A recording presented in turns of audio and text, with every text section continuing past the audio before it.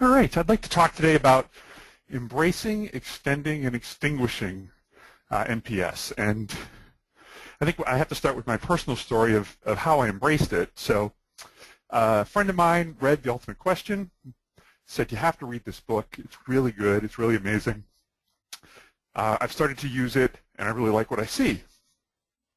So what was great about The Ultimate Question was that it's broadly useful for many different industries. And it's simple to explain, it's easy to understand, and negative scores can be improved. So if you haven't seen it before, basically, how likely is it that you'd recommend a brand to a friend or colleague on a 0 to 10? And then rather than analyze the results with an average, instead you look at the percent who are promoters, so the percent who answered 9 or 10, which is green here, and you subtract the detractors, so 0 to 6, people who aren't likely to recommend. So very simple to implement. And then after you ask them this, you say, well, why? Why did you rate me that way? And it was really in the why where I started to see things that were not quite the way the book sold them. So in the why, we'd say, I rated you a 10. Okay, great. Why'd you rate us a 10? Well, I didn't have any problem with the service. That doesn't really sound like the promoter. It's somebody who gave you a good rating, but that's pretty tepid response. And then we had passives, which are 7 or 8 on the scale. And so here we have a passive, and these are all from a survey of a mobile network, so a cell phone network provider. So this person's considered a passive. They answered an 8, and they're like, why did you give us an 8? Well, absolutely, I'd recommend you. I've shown my new phone off to a bunch of friends. So they're actually a promoter, but they're not being classified that way by this score. And then you see this a lot in B2B, where someone will give a low rating, they'll be a detractor, and they'll say something like, well, I don't really talk about brands to people, or I work for a company where we can't, or I work for the government and we can't recommend things. So they'll give a low score. They're not really detracting. They're just not going to provide any recommendation. So I had to write a Dear John letter to the Net Promoter Score. And at first I was like, it's not you, it's me. I've tried to use it. I thought this was going to be the solution for many different applications, but, it doesn't look like it is. And then the more I shared this sort of breakup story with other people, the more I learned, well, actually, it's not me. It's other people using NPS too. And in the interest of time on this next slide, all you have to do is remember to go to bit.ly/NPSsucks, which was a web page I wrote for Vovici years ago, which went through 6 major problems with NPS. The scale that they picked, the 11-point scale, 0 to 10, it's actually the least reliable of the 4 scales that were tested. It's not predictive of loyalty. The segments, as we saw in the verbatim responses, the segments are counter to how the question is asked. We're not saying, are you going to say bad things about this company? And they're not differentiated statistically. And there's other reasons as well. And in fact, as more and more people have used it, there have been other things that have come out. The net score calculation is lossy. It loses information. As a result, Randy Hansen at Market Strategy says you need to have 2 to 3 times the sample size. Another person said that in their research they found that the higher the response rate, the lower the NPS score. So definitely some severe problems, and it's easy to gain. So you know what? It's not the ultimate question. But bad news, the CEO has been sold on it. The CEO thinks it is the ultimate question. So I was at a client. We had all-day meetings where we were planning a customer experience program, a voice of the customer program, right? And no one brought up NPS all day. I'd asked early on, and they said, oh, no, we're not using it. My last meeting of the day was with the CEO, and he said, our NPS score is an 86. I want to make sure we're measuring that and we understand how to keep it there. And when I went back to the team, I said, none of you mentioned it, and it turned out that came out of a sort of an ad hoc study. It was actually more qualitative, but it was a number that he could relate to other CEOs, so he loved it. Unfortunately, when we actually did the study, of their entire customer base. It was a much lower number, but he was wed to it. And if you take all of the things that we hear about behavioral economics, one of the reasons I love behavioral economics so much is if we start to apply it to ourselves, the organizations that we work for, and in this case CEOs, we see that we're all victim to these cognitive biases. And there's a cognitive bias called backfire. And it's basically that the less you know about something, the more confident you are that you know about that topic. And it turns out that when you're presented with facts that contradict your point of view, it's a natural defense mechanism to reject those facts so you avoid cognitive dissonance. In fact, often, if you care about the topic, the more facts that are presented, the stronger the backfire. So there's plenty of good facts for why the Net Promoter Score is not something that you should use.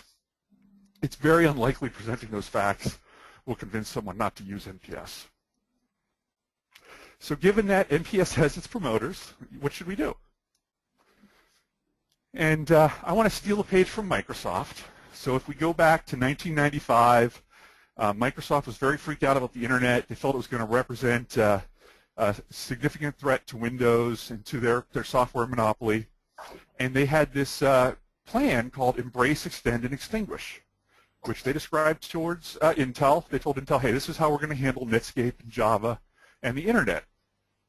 So the first thing they were going to do is embrace. They licensed Spyglass Mosaic. They made their first browser. Okay, now they want to extend that browser so it's the best browser for Windows. First, they add some eye candy. So Annie, you'd like this. They added the marquee tag. I don't know if you got to use that in your first HTML survey. Probably haven't seen it since.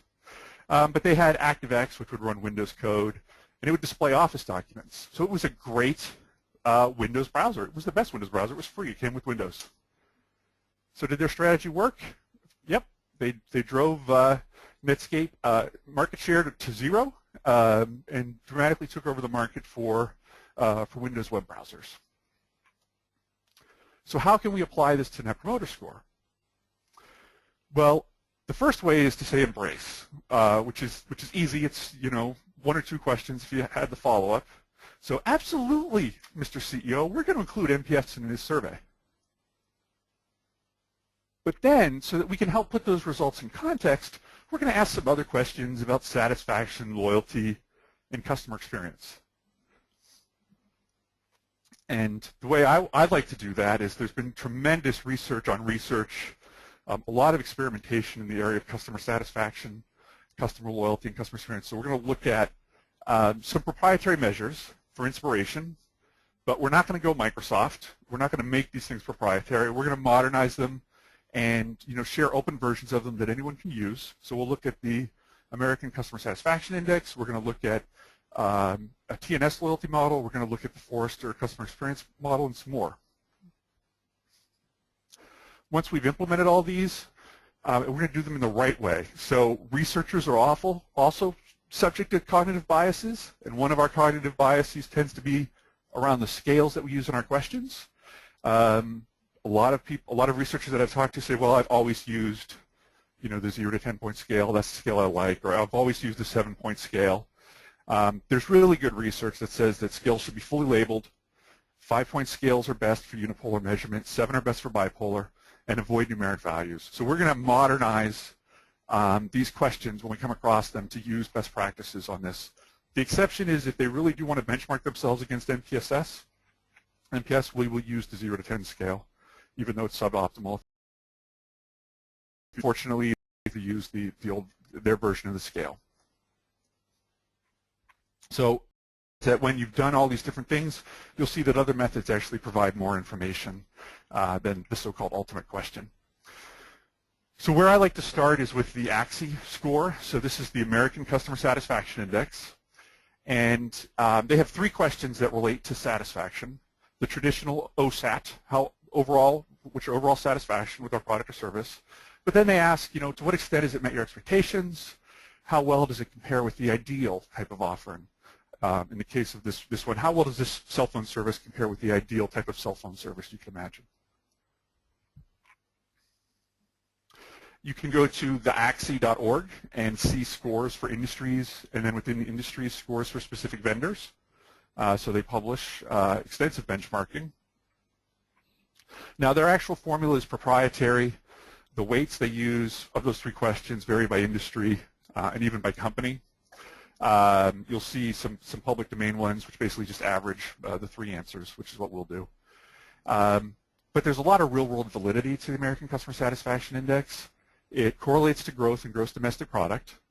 It also correlates to growth in personal consumption expenditure. How much do consumers spend, which was thought before that research to basically be pretty random, actually correlates to satisfaction. The more satisfied consumers are, the more they spend.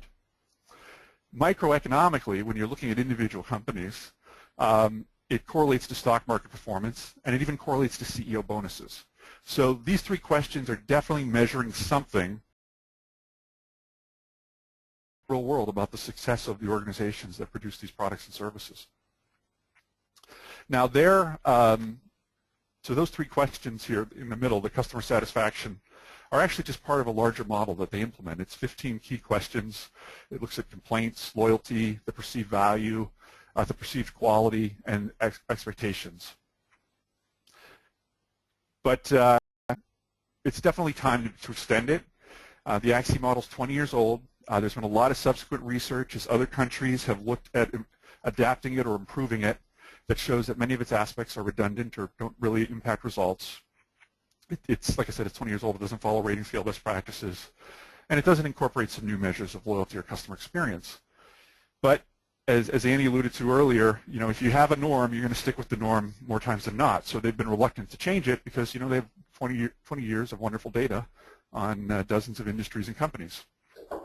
But when you're starting a new one, so we're going to look at some research from the Norwegian Customer Satisfaction Barometer.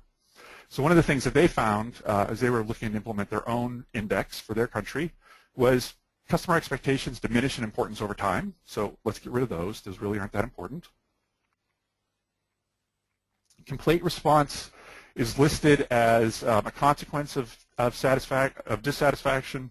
Actually, it drives satisfaction. It doesn't come up that often. It's, did you file a complaint with the company? Did the company address it? So let's get rid of that. And then the ACSI measures of quality and value overlap. So they're asking about quality, but then they're relating value to quality.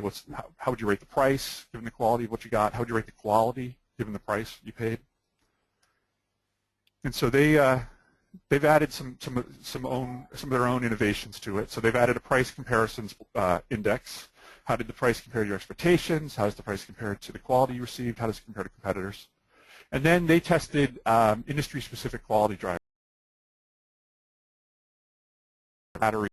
based on SERVQUAL, which has been renamed Rater. It's kind of a standard of academic literature for measuring service quality. Now they found actually that, disappointingly to them, the SERVQUAL and quality drivers had little effect, and so they removed those. So what can we replace the quality drivers with if we take those out? We've really simplified the model here. As I was thinking about this, I thought back on the evolution of customer satisfaction that I've seen in my career. In the 1980s, it was about, how satisfied are our customers? And in the 1990s, with a Harvard Business Review article early in the 90s that I'm going to talk about in a minute, there was a realization that, hey, sometimes satisfied customers leave and sometimes dissatisfied customers stay. We need to be thinking about loyalty, not just satisfaction. And then, as Jonathan was talking about customer experience systems, customer experience has really become the buzzword in the 2000s, but it is looking at something a little different than satisfaction or loyalty. And so customer experience, I think, is the logical thing for us to include in this model. So Forrester has published an index called the CXi, the Customer Experience Index, where they're looking at how useful was the solution, the product or service, how easy was it to use, how enjoyable were your interactions with us. Although it was only launched 7 years ago, there's been quite a bit of research that shows that it really is something, that they're on to something here. So Watermark Consulting, independent of Forrester, looked at the initial firms in 2007 who were in the top quartile of CXi scores, and they found that their stock appreciated 23% from 2007 to 2011. The bottom quartile their stock fell 46%. So again, this is measuring something that affects real-world performance. Now, Forrester has been a little more relaxed about evolving it than most other benchmarks. So originally they were using a net score. As some of the research has shown, I think they were using a net score to be more comparative with Net Promoter. As statistical research shows how that loses information, they went to an average, and then I think in the last year they now have kind of gone the ACSI model, and they have their own proprietary averages by industry that they apply.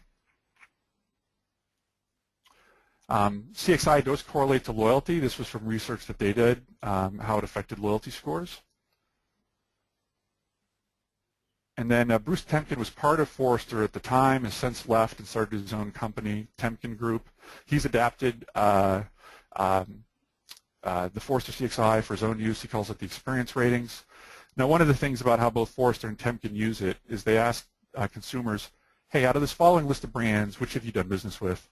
And then for that list of ones that they did business with, they say, well, thinking about your recent interaction with firms, how effective were they at meeting your needs? We're focused just on one company, so here's the generic wording that I use in the Customer Experience Index. How effectively did our organization meet your needs? How easy was it to work with our organization?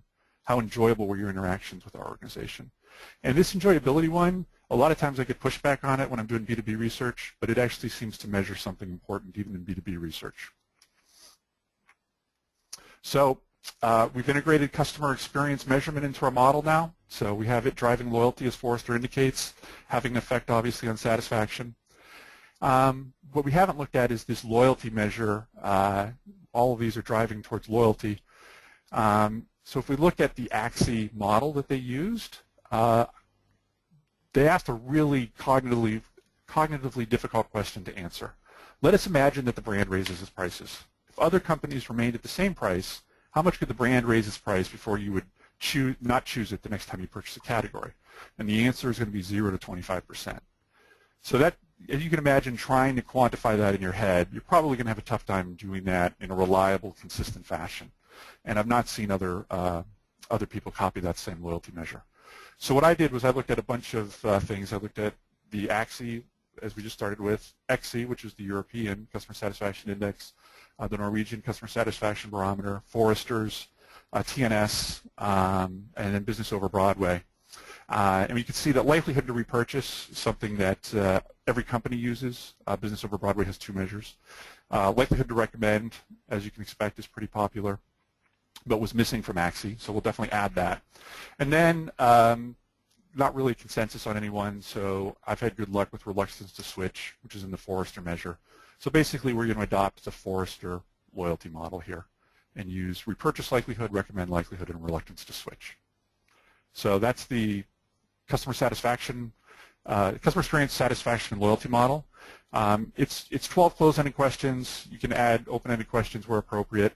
For a company that really loves NPS, I will typically lead with the NPS question and then work in the others.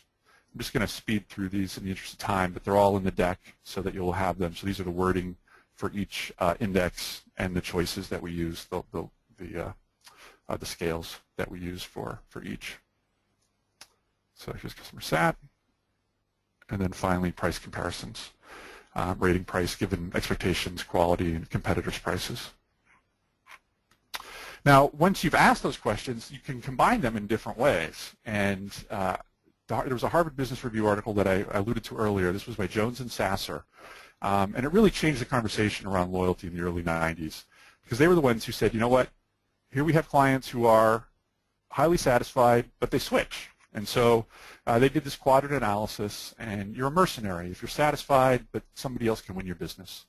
And then there are customers who are dissatisfied. Think about customers of cable TV providers or of a cell phone network in a place where there isn't much competition. They're not satisfied, but they're going to renew because they're stuck. They're going to repurchase. So they're hostages. So this was the model that they use. The Apostle is a bit of a misnomer. The top quadrants are really loyalists. They're highly satisfied, and they're likely to recommend. And then they also, before NPS, had their detractor segment. The TNS loyalty model does this a little differently. They now look at loyalty and advocacy. So a moral supporter is someone who's going to recommend you to others, but might not renew. Think of someone who's using a low-end service. They love the low-end service, but they've outgrown it. They're still going to say good things about it. They're going to recommend it to other people, but they're not going to reuse it themselves. And then captives, they don't like the brand. They're not going to recommend it, but for different reasons, they're stuck with it. And then champions are loyal and are championing the brand to other people. So those are 4 segments of the TNS loyalty model. And then at Vovici, at one point they wanted their own model when I was there, and so we developed a sports-themed model where instead of a quadrant analysis, we'll take the low score. So if you give a lower score on loyalty, if it's the 4th choice instead of the 5th, maybe you give the 5th on advocacy, but because you gave the 4th on loyalty, you're going to drop into the all-star box. So champions are the most loyal, the most likely to recommend, all-stars, the next group, starters, and then the bench. You try to move people up through each of those. And that was inspired by the TNS model. So once we've had all these questions, we'll have 12 closed-ended questions, we'll have some indexes, we'll have an index of index, and we'll have the segmentation models. And now what we do is we ask these, we gather the data, and then what I like to do is wait. Can we wait and gather some real-world behavior to see what we're actually predicting? It could be renewal, repurchase, upsell. So in this case study, it's for a wireless service provider. Their NPS score was -8%, so more detractors than promoters. And they're seeking to improve retention. And so what we did was we asked them 30 to 60 days before their contract was up to take the survey. And then after their contract was up, we looked and said, okay, for the people who answered, did they renew or not? And compared the different metrics that we analyzed against whether or not they subsequently renewed. Because it was a short period of time, we had pretty high correlations. If you were doing this 6 months out, all these correlations would have been lower as more things came up to change their opinion over time. But what we found was the customer loyalty index, so the Forrester loyalty index that we adopted, had the highest correlation to their actual behavior. The CSAT loyalty index, which was a hybrid, did well. Of the models, the Vovici champion model did, of the segmentation models, it did the best. Those are in italics. That's unusual. Usually it's, I test it, but usually it's in 2nd or 3rd. And you can see that likelihood to recommend on the 0 to 11 scale had a 0.728 correlation. So out of the 22 items, it was in the top quartile. It was, the 5th item. But if you actually then break it down into the score for is it a detractor, a passive, or a promoter, it was much less predictive, 18th out of the 22. In this category, ease of use was very low. 0.402 was the worst performing item. So when we correlate all of these, you can see the different correlations to actual behavior. And then you can make a decision going forward. Do you want to ask everybody these 13 questions, or do you want to simplify it? And so you can streamline it now knowing which ones are more predictive. So now if you want to, every time you have someone's contract coming up in the next 2 months, you want to send them a short 6-question survey. Here's the top performing items in each index, and then you ask them the loyalty index. These 6 questions taken together have a 0.738 correlation. So hopefully, by showing this, we have a streamlined instrument. We've kind of demonstrated that NPS really isn't the best in this particular instance. In this case, we can use the champion model segmentation for driver analysis. Now, the ultimate question is a great name for a book, but really what I found is that in different circumstances there are many different occurrences that happen. So if you're a business looking at, you have a small installed base, you want to win lots of new customers, or you've got a medium installed base with low spend, so you're trying to get them to purchase more, or you've got a large stable base, so you just want to maintain them. Different measures are going to win for different companies in those instances. And so when I use this model, sometimes the loyalty index wins, as it did here. Sometimes it's a hybrid. Sometimes it's the likelihood to recommend, depending on what the real-world behavior is that we're looking at. Often the TNS loyalty model is the best segmentation, and the Apostle model does well. So the pros and cons of this model, I think it's a synthesis of best practices for many different vendors. There's 4 segmentations you can test. There's 22 different indexes and measures you can test. We've seen that the American Customer Satisfaction Index and the Forrester Customer Experience Index correlate to stock market performance. So they're relating real-world attitudes towards something that drives the success of businesses. It's free. It's in the public domain. The weaknesses is, if you really like shorter questionnaires, it is still 12 or more questions. It hasn't been independently academically validated. The parts have, but not as a whole. And if you're trying to benchmark to ACSI or CXi, you really have to hire, in ACSI's case, the Class Fresnel group or Forrester to have pure comparisons. So I want to thank all of the consultants who have done this research and shared it over the years, from Bain & Company with NPS to Business Over Broadway, the CFI Group, Forrester Research, TNS, University of Michigan, for publishing these results and findings. So, and I hope that was gave you an interesting way to think about how you can adapt, embrace NPS, but extend it and extinguish it in those cases where you're doing customer loyalty research.